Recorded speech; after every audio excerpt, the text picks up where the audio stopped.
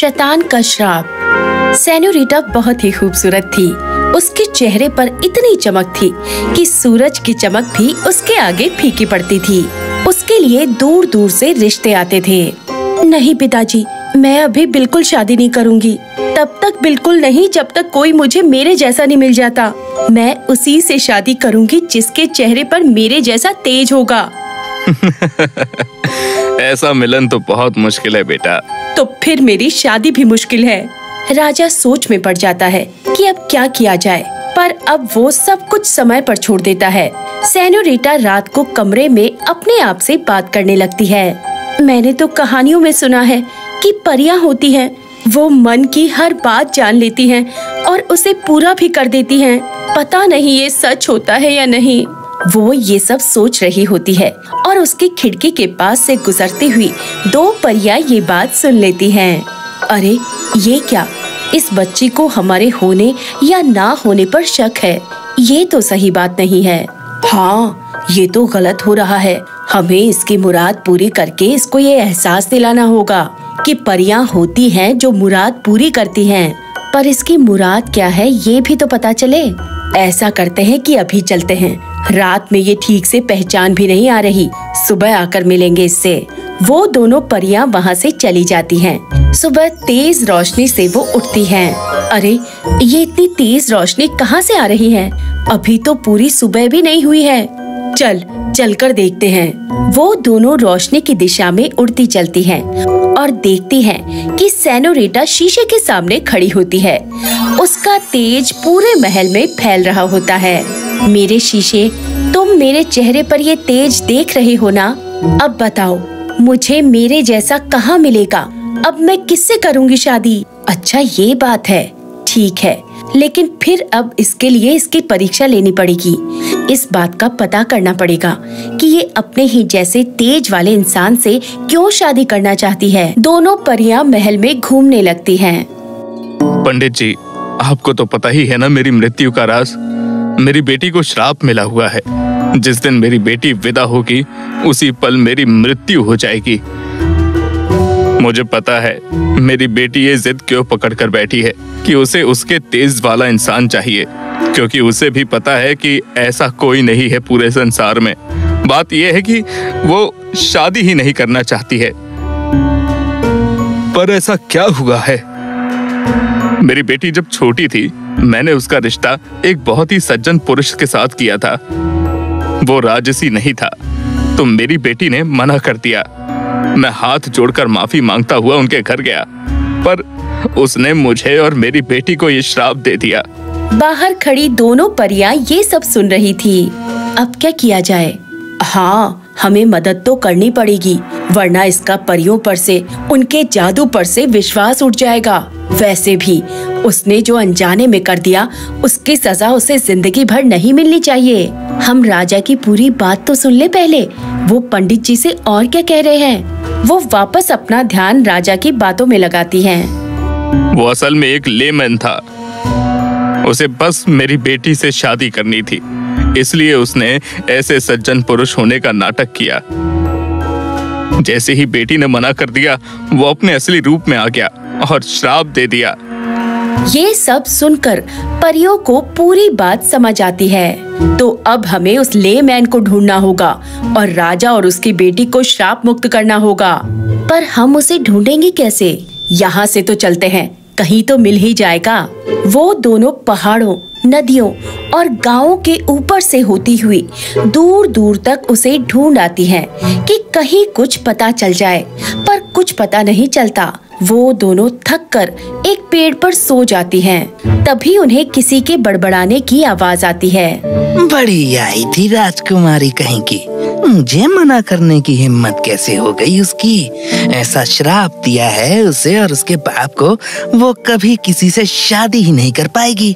थोड़ी ही देर में वो बिल्कुल नरम पड़ जाता है। पर ये कोई बात थोड़ी ही है। उसका मन नहीं था मुझसे शादी करने का, उसने नहीं की। मुझे उसे ऐसे श्राप नहीं देना चाहिए था। वो वापस गुस्से में आ जाता है। अरे क्यों नहीं देना चाहिए था? मुझे मना कैसे किया उसने? परियों को समझ नहीं आता कि ये हो क्या रहा है। तब उनका ध्यान उसके कंधों पर जाता है। एक तरफ ले मैन बैठा होता है, दूसरी तरफ साधु उसको समझाने की कोशिश कर रहा होता है और ले मैन भड़काने की। जॉन का दिमाग तो जैसे बंद ही पड़ा था। ले मैन साधु पर हावी होता है। अच्छा, तो ये बात है, ये आदमी तो खुद के ही काबू में नहीं है। इसके सर पर तो कभी ले मैन और कभी साधु हावी है। हमें ले मैन का साया इसके सर से हटाना होगा। हाँ, कुछ तो करना ही होगा। कैथरीन अपनी जादुई छड़ी निकालती है और ले मैन की तरफ घुमाती है, पर ले मैन बिल्कुल बेअसर रहता है। वो जोर जोर से हंसने लगता है। वो जॉन के सर पर जाकर बैठ जाता है। जॉन बहुत परेशान हो रहा होता है, पर उसका दिमाग ले मैन के काबू में होता है। उसके सोचने समझने की शक्ति जैसे खत्म कर दी होती है ले मैन ने। अब एलेक्सा उसको रस्सी डालकर नीचे खींचने लगती है, पर वो अपना आकार बहुत बड़ा और भारी कर लेता है। वो परी के काबू में बिल्कुल नहीं आता। मैं समझ गई, ये कोई मामूली लेमैन नहीं है। ये ऐसे हमारे काबू में नहीं आएगा। मैं एक प्राइस्ट को जानती हूँ। अब हमें उसका सहारा लेना पड़ेगा। अगर ये हमारे काबू में आ गया तो जॉन के सर से ले मैन का साया भी चला जाएगा और उसे ये भी होश आएगा कि उसने अनजाने में कैसे गलती कर दी है, जिसकी वजह से राजा और उसकी बेटी की जिंदगी बर्बाद हो रही है। ठीक है, तुम प्राइस्ट को देखो और मैं महल में सेनोरिटा के पास जाती हूँ। कैथरीन सेनोरिटा के पास जाती है। वो अपने आप को देखकर रो रही होती है और खुद से ही बातें कर रही होती है। अब मैं क्या करूं? शादी तो करनी है मुझे। मेरा भी मन है कि कोई सपनों का राजकुमार आए, कैसा भी हो, कहीं से भी हो, पर कोई तो मेरा हाथ थामे। पर मुझे अपने पिताजी भी बहुत प्यारे हैं। मैं उस लेमैन के श्राप की वजह से शादी नहीं कर सकती। कैथरीन जो सब सुन रही होती है उसके पास जाती है। परी, क्या तुम सच में परी हो? हाँ बिल्कुल, मैं तुम्हारी हर इच्छा पूरी करने आई हूँ। तुम मेरी इच्छा नहीं पूरी कर सकती। तुम्हें कुछ भी पता नहीं है। मैं बहुत दुखी हूँ। इतना कहकर वो बहुत रोने लगती है। अरे रो मत, मुझे सब पता है, तुम्हारे श्राप के बारे में भी, और बहुत ही जल्दी तुम उस श्राप से मुक्त भी हो जाओगी। फिर कैथरीन उसको सब कुछ बताती है कि क्या हुआ, क्यों जॉन ने उसे ऐसा श्राप दे दिया और कैसे वो खुद और एलेक्सा उसके लिए लेमैन से लड़े हैं। आप बहुत अच्छी हैं। मैंने तो बस सुना था कि परियां ऐसी होती हैं। वो मन की बात जान लेती हैं, जादुई होती हैं और फिर हमारी मदद करती हैं। आज देख भी लिया। मुझे अपने पिताजी की बहुत चिंता है। मैं इसीलिए शादी नहीं करना चाह रही थी, क्योंकि मेरी शादी करते ही उनकी मृत्यु हो जाएगी। आपको तो सब पता है, पर मुझे भी अपने सपनों के राजकुमार से मिलने का मन है। हाँ, तुम बस अब बिल्कुल चिंता मत करो। हमने जॉन को ढूंढ लिया है, जिसने तुम्हें श्राप दिया था। उस समय उसके सर पर लेमैन हावी था और अभी भी है। एक प्राइस्ट की मदद लेकर हम लेमैन को भगा देंगे और जॉन अपना श्राप भी वापस ले लेगा। सेनोरिटा भागी भागी ये बात अपने पिताजी को बताती है। अरे वाह, परियों ने हमारी सुन ली। मैं तुम्हारे लिए सुंदर राजकुमार ढूंढूंगा। अब तुम देखना मेरी बेटी कितनी खुश रहेगी। वो पूरे राज्य में मिठाइयाँ बंटवाते हैं। उधर एलेक्सा प्राइस्ट को ढूंढने में लगी होती है। एक पहाड़ी पर तपस्या करता हुआ उसे वो प्राइस्ट भी मिल जाता है। बाबा, साथ चलिए, एक मासूम सी लड़की की जिंदगी का सवाल है।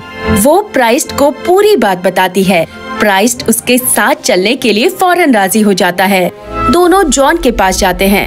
वो वहीं अकेले में बड़बड़ कर रहा था। प्राइस्ट की नजर सीधे उसके कंधे पर बैठे हुए लेमैन पर पड़ती है। अच्छा तू है, तूने तो बहुतों की जिंदगी बर्बाद की है। क्या मिलता है ये सब करके तुझे? बस मुझे मजा आता है लोगों का दुख देखकर, उनके आंसू देखकर। अरे पापी, भगवान से तो डर। मैं क्यों डरूं उससे? मेरा क्या भला किया है उसने? ऐसी शैतानी काया दी है उसने मुझे एक आम इंसान क्यों नहीं बनाया उसने? अगर मैं तुझे इस काया से मुक्त कर दूं, तो क्या तू जॉन को छोड़ देगा? मैं जॉन को भी छोड़ दूंगा और फिर कभी किसी को परेशान भी नहीं करूंगा। मुझे इस काया से निजात दिलवा दो। प्राइस्ट कुछ तंत्र मंत्र बोलते हैं और ले मैन को उसके काया से अलग कर देते हैं। काया से अलग होते ही ले मैन गायब हो जाता है। ले मैन के गायब होते ही जॉन की बुद्धि भी ठीक हो जाती है। एलेक्सा उसे उसके द्वारा दिए हुए श्राप को बताती है। क्या ऐसा किया मैंने? मुझे जल्दी उसके पास ले चलो। मुझे उससे माफी मांगनी है और श्राप मुक्त करना है। सब सेनोरिटा के पास जाते हैं। जॉन उससे माफी भी मांगता है और प्राइस्ट की मदद लेकर श्राप मुक्त कर देता है। सेनोरिटा श्राप मुक्त हो जाती है, पर सेनोरिटा इतने दुख और गुस्से में होती है कि जॉन की वजह से उसका पूरा जीवन बर्बाद हो गया। वो जॉन को माफ नहीं कर पाती। वो जॉन को श्राप दे देती है कि अगले 7 जन्म तक वो भी कुंवारा ही रहेगा। तो दोस्तों, अगर आपको हमारी कहानी पसंद आई हो तो लाइक बटन दबाएं, वीडियो शेयर करें और हमारे चैनल को सब्सक्राइब करना ना भूलें।